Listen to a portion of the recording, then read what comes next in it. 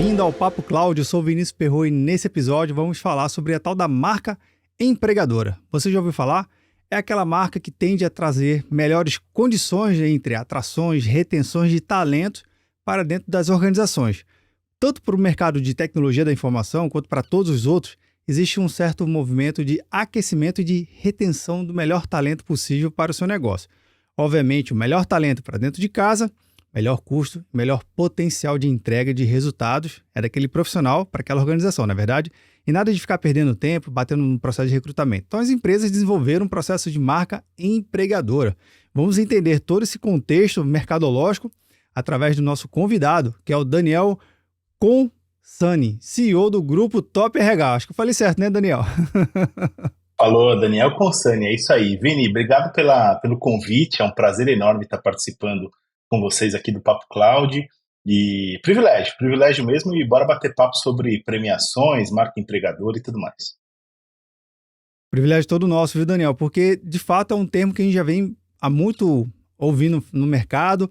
Obviamente, gera uma certa dúvida, né, do que de fato é, para que serve e será que realmente funciona? Mas antes, Daniel, de entrar no nosso tema principal, eu queria que tu pudesse explicar um pouquinho para a gente aqui o que é o Grupo Top RH e, obviamente, sua trajetória de carreira, por favor. Maravilha. Vou começar por mim, eu sou jornalista formado há um pouquinho mais Não, agora está fazendo 20 anos e trabalho, Legal. desde que me formei, eu trabalho produzindo, né, com a produção de conteúdo voltado para recursos humanos. Então, desde 2005, eu comecei a trabalhar produzindo conteúdo em uma revista chamada Profissional em Negócios, já na Fênix Editora, digamos assim, a marca anterior ao grupo Top RH e tudo mais. E então, desde 2005, eu trabalho produzindo conteúdo voltado para RH e trabalho de alguma forma dentro do segmento de edição, né, de produção de conteúdo e tudo mais, e recursos humanos também. O grupo Top RH é uma empresa que já está há bastante tempo no mercado, quer dizer, ela vem se transformando, houve aquisições e tudo mais, mas é uma empresa que organiza o Top of Mind de RH, que é o produto, a premiação pelo qual a gente é mais conhecido no mercado desde 1998, e além do Top of Mind de RH, o grupo tem também o seu segundo principal produto, digamos assim, que é a plataforma de conteúdo RH para você, rhpravocê.com.br. Então, é isso que o Grupo Top, assim, em resumo, super resumo mesmo, é isso que a gente faz. A gente é conhecido por dois produtos principais. O Top F Mais de RH, que é uma premiação que reconhece e valoriza as marcas mais lembradas pela comunidade de RH, marcas de empresas fornecedoras de soluções e serviços para RH, mais lembradas pela comunidade de RH no Brasil todo. E a gente tem também na área de conteúdo, digamos assim, a nossa plataforma de conteúdo, que é o rhpravocê.com.br. E aí cada uma dessas marcas podem ser desmembradas em vários outros subprodutos e tudo mais, eventos que a gente organiza e tudo, mas esses são os dois holofotes, digamos assim, que a gente está sempre direcionando para lá e para cá. Bom resumo, viu, Daniel? E óbvio que a gente, no conceito geral, a gente entende que o RH, o tal do famoso recursos humanos, a gente sabe, quando a gente está por trás dos bastidores, que é muito além de simplesmente contratação, pagamento de salários, benefícios. Isso aí é um negocinho desse tamaninho, bem pequenininho, que faz parte das atribuições de todo o time de recursos humanos, né? É um time inteiro, não só uma pessoa faz tudo. Mas explica aqui pra gente um pouquinho assim, o que é o RH hoje, principalmente com a sua trajetória de carreira, que tem mais de 20 anos em contato nesse setor. O que é o RH hoje do século XXI, nessa digitalização? Qual a importância dele no nosso contexto? Maravilha. Eu tomo sempre o cuidado de, quando eu estou falando ou definindo coisas relacionadas a recursos humanos, Vini, de contar para todo mundo primeiro que eu não sou um profissional de RH. Então, assim, eu não atuo diretamente na área e tudo mais.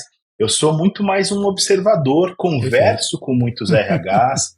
Eu, ao longo desses 20 anos, obviamente, acompanhei muitas das transformações pelas quais o RH passou. Então, é claro que há desafios no dia a dia mais específicos e tudo que podem me escapar.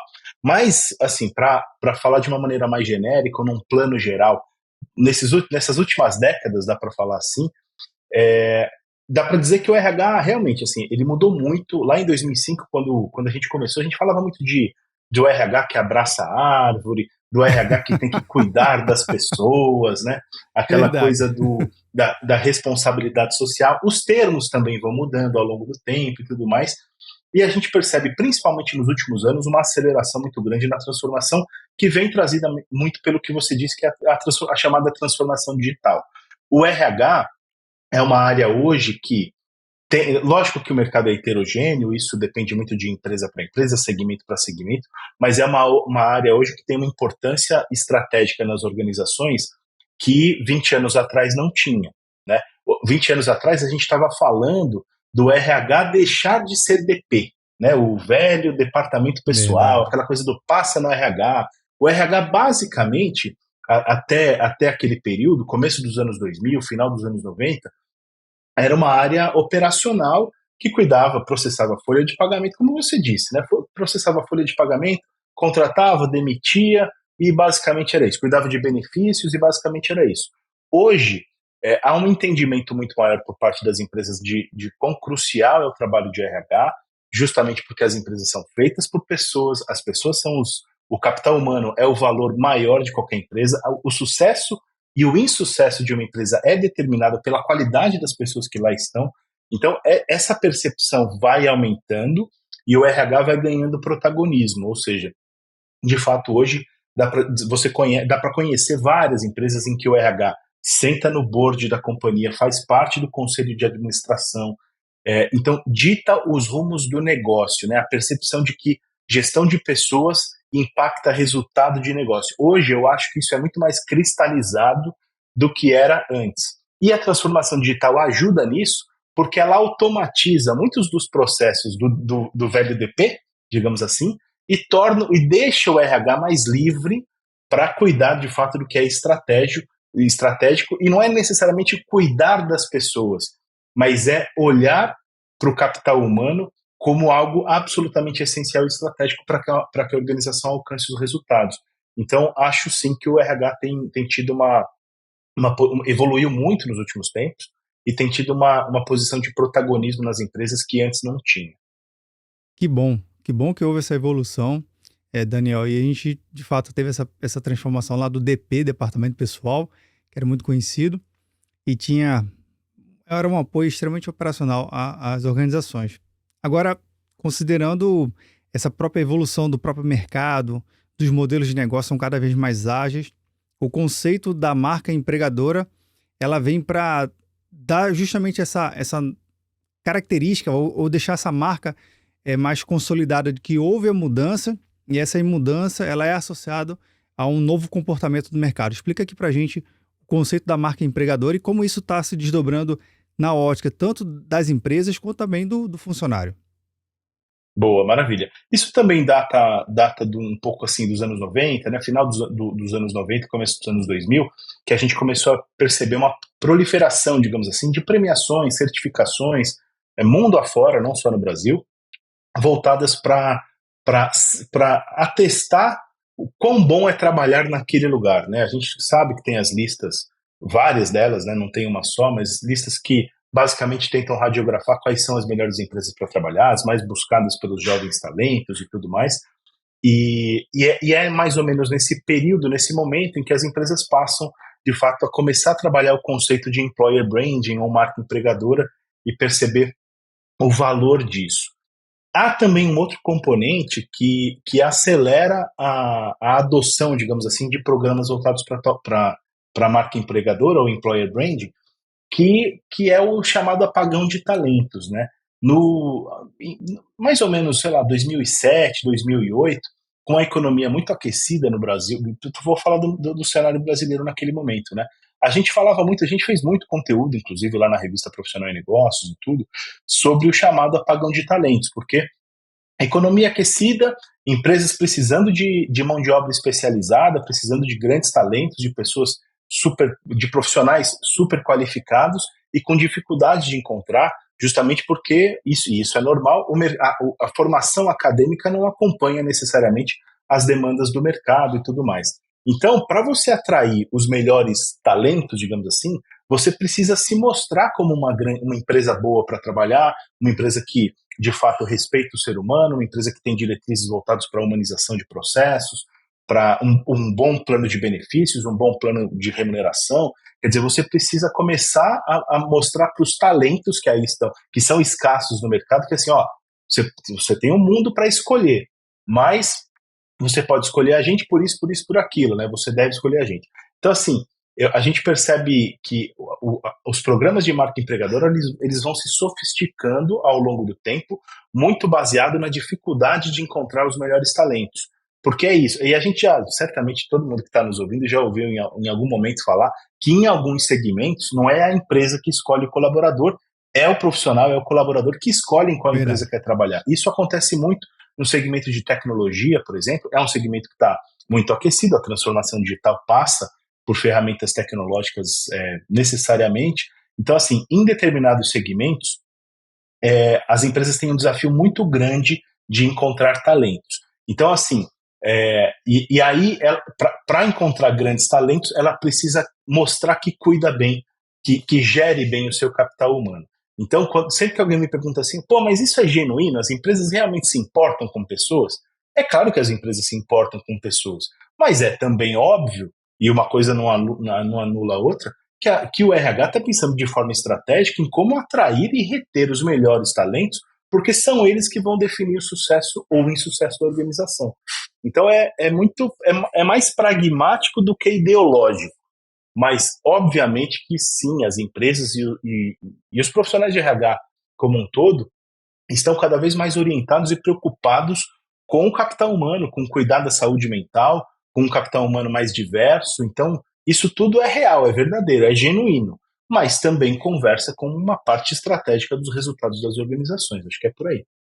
Agora, Daniel, uma empresa que está aqui acompanhando, né, nosso episódio, vendo, nos ouvindo, pode estar imaginando assim, tá, ok, eu já tenho um conjunto de práticas aqui para poder reter, selecionar melhor, fazer essa revisão, de certa forma, regular, com um conjunto ali de parâmetros, mas como se faz para receber a marca, de fato, a marca empregadora, para receber esse prêmio, receber esse reconhecimento, porque, óbvio que se o funcionário já está atendendo às expectativas e a empresa também dentro daquele ecossistema menor, mas como é que eu consigo externalizar para fora? Eu entendo que é através do próprio premiação, mas como é que eu consigo obter o prêmio?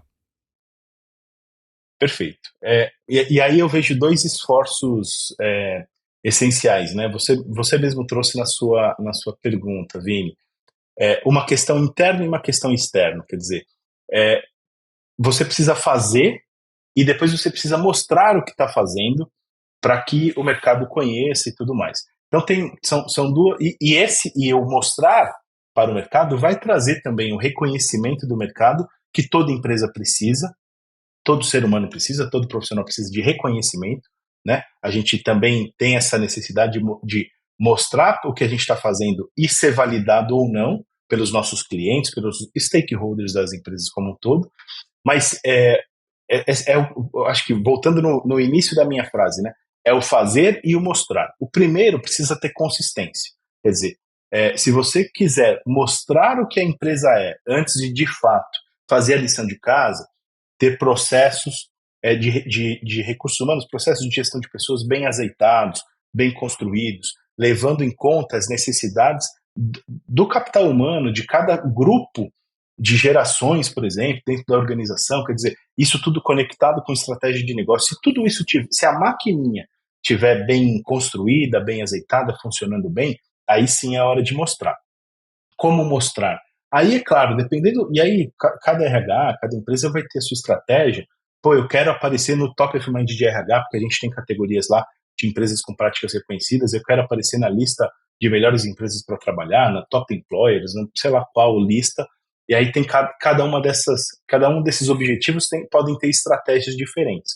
Mas eu, na minha visão, passa muito por um estreitamento de relacionamento com a mídia, de um estreitamento de relacionamento com a sua audiência nas mídias sociais. A gente sabe, por exemplo, no mercado corporativo, consome muito LinkedIn, por exemplo, mas aí, sei lá, todas as mídias sociais podem ser importantes, construção de cases legais. Eu percebo, por exemplo, falando de RH especificamente, e da construção de conteúdos voltados para RH, a gente percebe uma demanda muito grande por cases, né, por entender quais são as dores, os desafios das empresas e como essas empresas estão se desvencilhando delas e tudo. Então, sempre que a gente constrói um case legal de como uma empresa resolveu um problema, como um RH de uma empresa, né, resolveu um problema, esse conteúdo costuma ser bem visitado, engaja muito nas redes e tudo mais, justamente porque a gente percebe que, é, no caso do RH, pelo menos, a gente sempre fala que o RH é uma área muito gregária,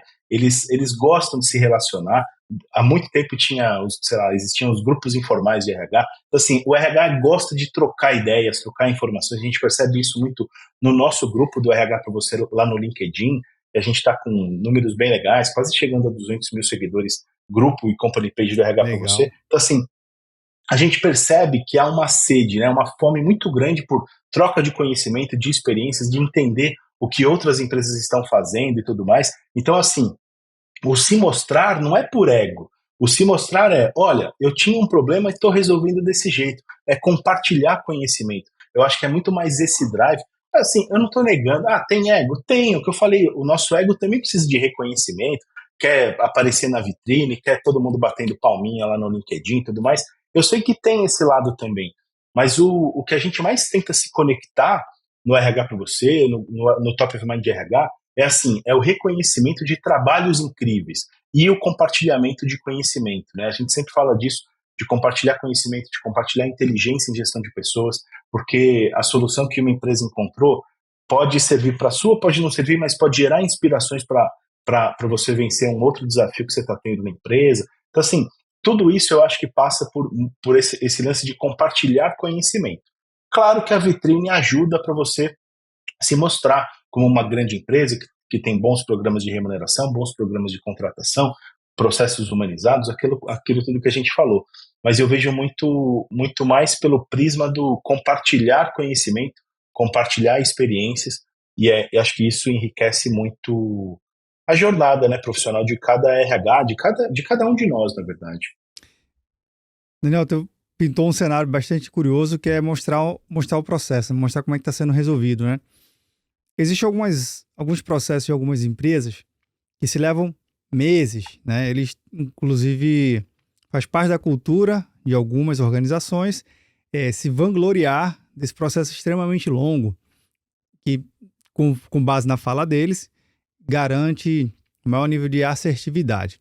E aí, esse prazo muito longo, às vezes você perde o time do negócio, né? Porque o colaborador também tem que entrar na empresa, tem um processo de adaptação, entendimento de processos, cultura e tudo mais, para ele começar a gerar os primeiros resultados ali efetivos após sua contratação.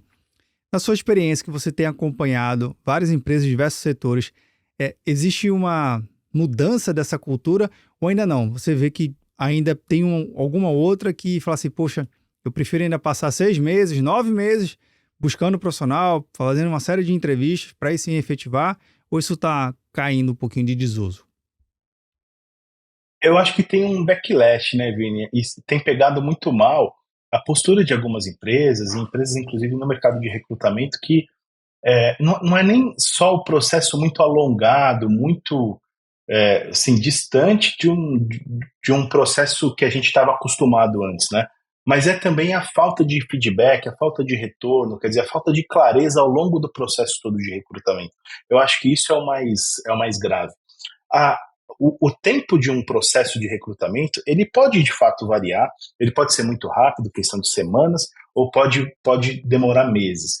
Isso vai variar de acordo com o segmento da empresa, com o número de candidatos, de acordo com o nível hierárquico da posição a ser preenchida. Então, assim, isso tudo varia, porque, assim, uma coisa que a gente precisa entender também é que o processo de uma contratação ruim, errada, ela custa muito caro para as empresas. Verdade. Justamente por isso. Porque, assim, você leva tempo para encontrar o talento, e aí, se lá na frente você percebe, pô, não era essa pessoa, não tá legal, a gente não deu certo esse processo, mais tempo se perde, e assim, e é muito tempo mesmo, porque você mesmo falou, quer dizer, tem um tempo de adaptação, você percebe se vai dar certo, se não vai, uma experiência, alguma coisa assim. Então, você envolve muitas pessoas, a gente tem ouvido falar de processos que são para preenchimento de 1.000, 2.000, 5.000 posições, quer dizer, são processos muito grandes, muito complexos, isso tudo custa muito caro para as empresas. Então, assim, buscar assertividade na contratação é uma obrigação das empresas, do RH. O RH tem que ser o mais preciso possível. Eu sempre digo que a gente tem que ter, e isso vale para qualquer cenário no mundo corporativo, a gente tem que ter tolerância ao erro, mas a gente tem que buscar o acerto o tempo todo. Então, assim, é normal, num processo que custa caro, que leva muito tempo, é normal que as empresas queiram ser o mais assertivas possíveis, digamos assim. Mas eu não vejo problema em um processo seletivo demorar meses e tudo, desde que quem esteja participando conheça as regras do jogo, sabe, Vini? Quer dizer, se você deixar claro, ó, o processo é assim, ele pode demorar bastante, vão ter tantas etapas, você vai receber feedback o tempo todo, se foi aprovado, se não foi e tudo mais, aí eu não vejo problema. Essa é a questão, assim, para mim regras do jogo estão definidas, estabelecidas, comunicadas para todo mundo, beleza. O que eu não acho legal, e a gente percebe muito que a gente vê depoimento no LinkedIn e tudo mais, é gente reclamando que não recebeu um e-mail para saber se está aprovado, se não está, quanto tempo mais tem que esperar uma resposta, porque o candidato está participando de 1, 2, 3, 4 processos seletivos, ele precisa saber em qual deles ele pode colocar suas fichas e tudo mais. Então, assim, clareza na comunicação, para mim, é o essencial. Sair daquele momento de caixinha de surpresa, né? Cenas dos próximos É capítulos. isso. Aí o pessoal fica naquela ansiedade. Pô, será que É vai? isso. Será que não vai? E de repente o cara já foi para outra empresa, 3 meses depois, ó, sua vaga foi aprovada. Exato. Ah, como assim, rapaz? Já tô em outra. Já estou em outra, já estou em outra cidade. E aí a empresa perde com isso também, né? Porque, pô, imagina, ela já está contando com aquele profissional Sim. e, né, ele já tem outros planos e tal. Então, assim, eu acho que tem que buscar ser mais célere, mais rápido e tudo mais, mas o mais importante para mim tem que comunicar bem. Ó, agora vai demorar um mês para você receber uma resposta. Beleza.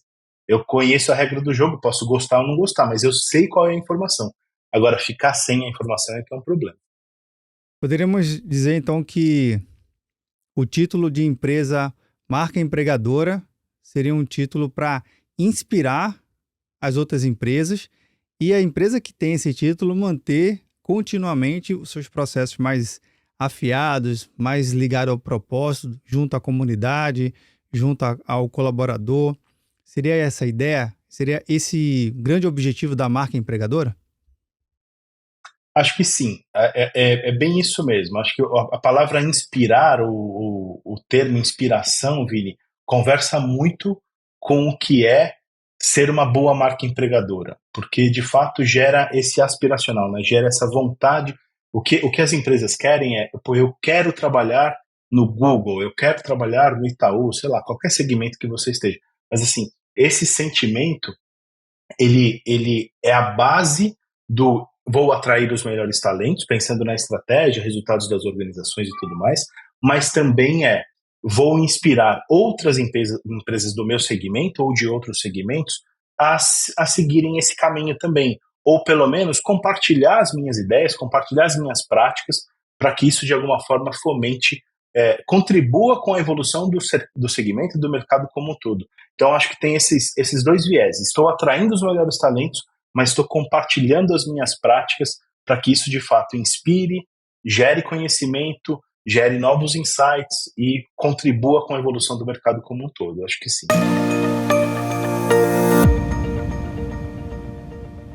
A computação em nuvem, para mim, é liberdade.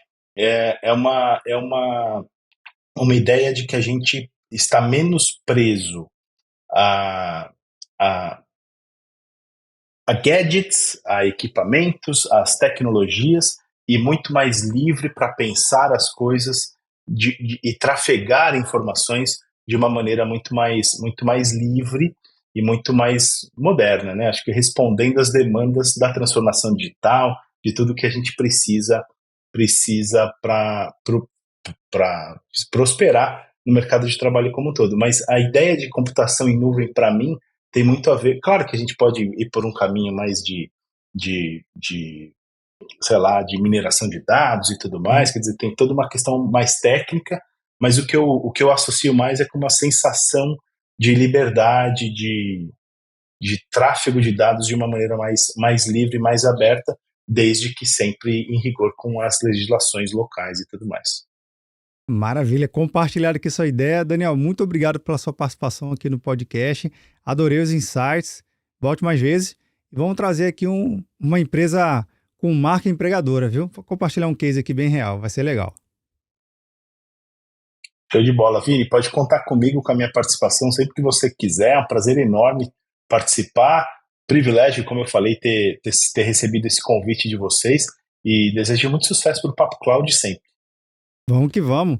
Bem, pessoal, você que está vendo ou nos ouvindo, o que você achou do bate-papo aqui com o Daniel? Link na descrição para você conhecer o grupo Top RH. Tenho certeza que se sua empresa não tem a marca empregadora, esse episódio aqui te motivou a tu dar uma batida lá na porta do seu RH, ó. Ouve esse episódio aqui, pode ser legal, viu? Pode fazer uma transformação na sua empresa, aquela transformação que você tanto espera. Se você chegou até aqui, obviamente, um comentário e compartilhar esse episódio sempre vai bem. A gente continua falando lá no nosso grupo do Papo Cloud Makers, também link na descrição. Obrigado pela sua participação e audiência. E aí, tá na nuvem?